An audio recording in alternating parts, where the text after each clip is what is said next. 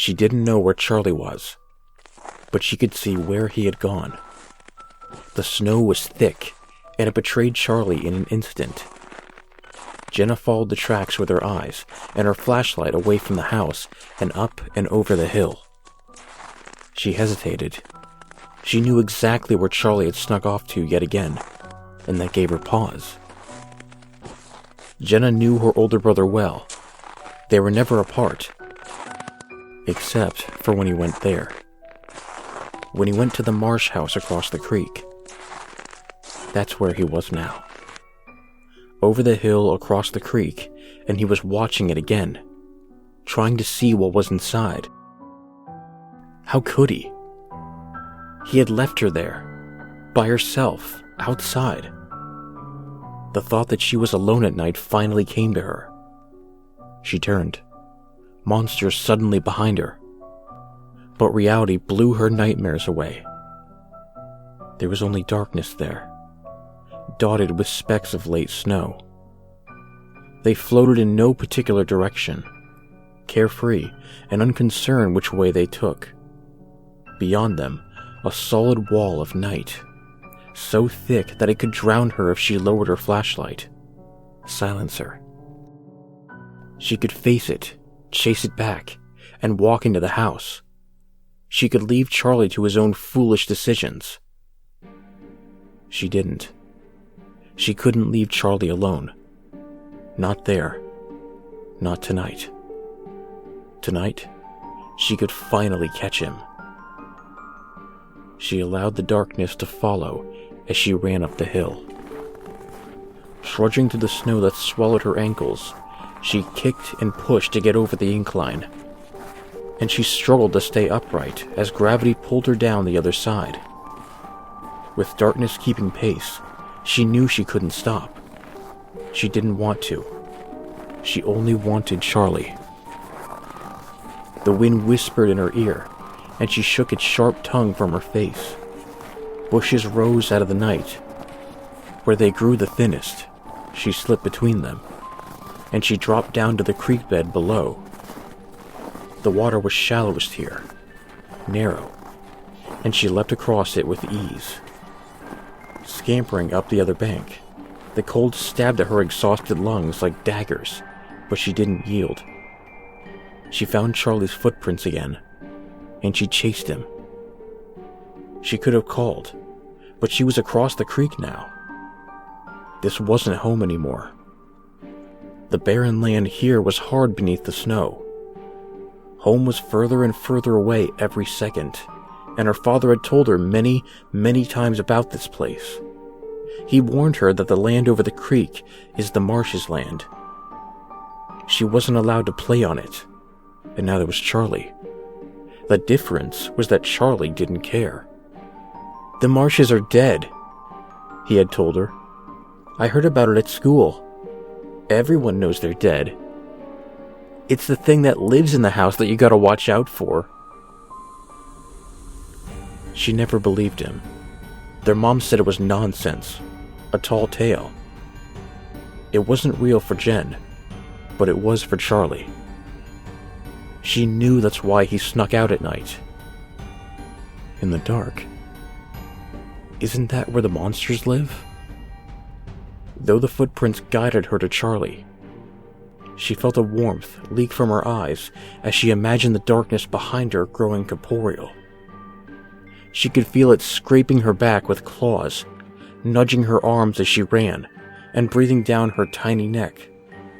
She could feel every labored breath coming in sync with hers, just as fast and just as strong, just as overwhelming. Jenna wiped away the tear.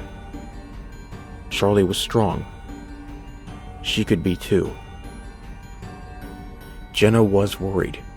She knew the house was getting near.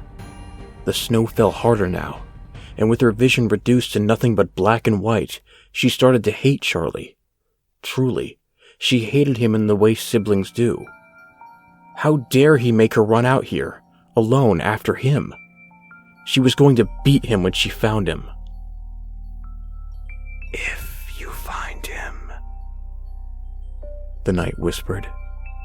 The tracks went on, But it wasn't right. Charlie should have stopped by now. He never got too close to the Marsh house. Never. Not even he and his friends dared when they tried, and Jenna had watched. They barely went further than the creek, not even halfway to the place. None of them had the guts to go closer. Not Charlie. Certainly not alone. Why had Charlie continued? What did he want? They never saw anything of interest at the Marsh house. There was no monster. It wasn't real. So why had he come so close?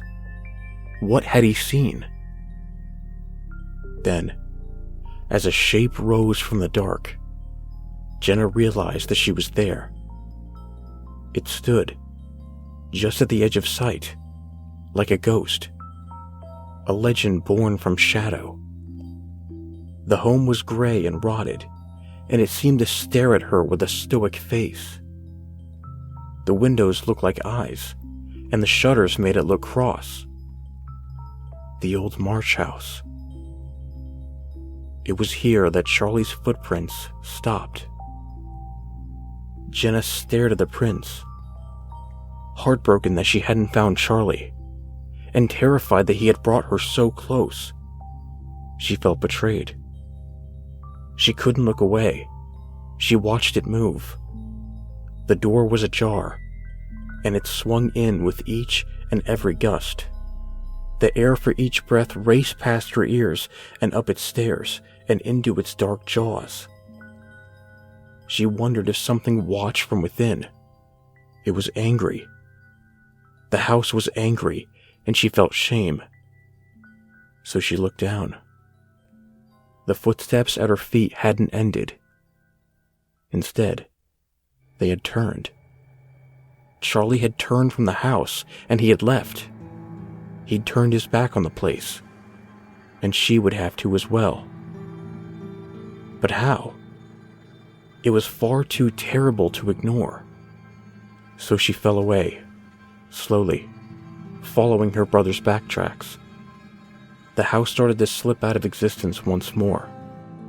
It still stared at her as she glanced back to it, and it seemed to change with the light upon it. It looked like it had been betrayed by her departure. Enraged, it looked to Jenna like it could, that it would, spring up at any moment and follow her. She shuddered, and turning the flashlight away from it, allowed the evil place to drown itself in the night. She whimpered. Charlie's footsteps were different than they had been before. Before, she could almost match his strides. Now she had to leap from foot to foot if she wished to do the same. He was taking bigger steps, huge steps. Jenna shook her head. No, he was running. From what? The thought of the house charging from beyond like some great, ravenous beast forced her to stop in her tracks and turn. Nothing followed her, and nothing had followed Charlie either. The only other tracks in the snow were hers. Even though the thought that it was only her and Charlie out there, in the Marsh's land, should have comforted her, it didn't. Her breath shook. She trembled, and she could no longer stop the tears from flowing free. Nor could she stop from running. Like her brother before, Jenna ran into the night. The creek would come soon.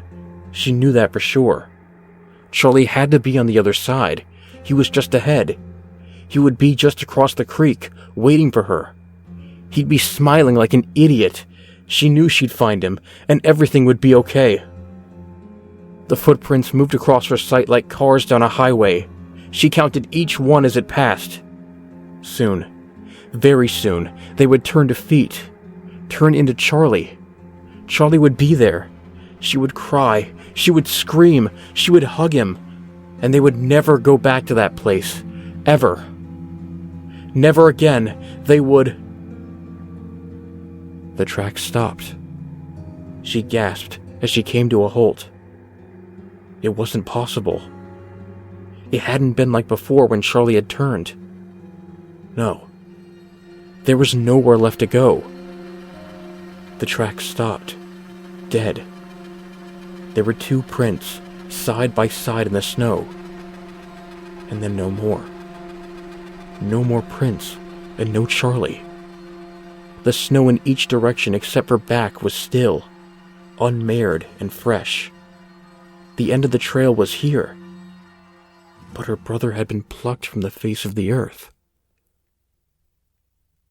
Charlie was gone. Her face contorting with overwhelming sadness, fear, and confusion. Jenna fell to her knees. She finally cried. "Charlie!" She yelled to the sky. "Charlie! I need you! Where are you, Charlie? Oh, Charlie, come back!" She wailed, kneeling in the snow that late night. Jenna had no idea that Charlie could hear her. In fact, he was forced to watch as she cried out for him. Struggle as he might, there was nothing he could do but watch from above her in the trees.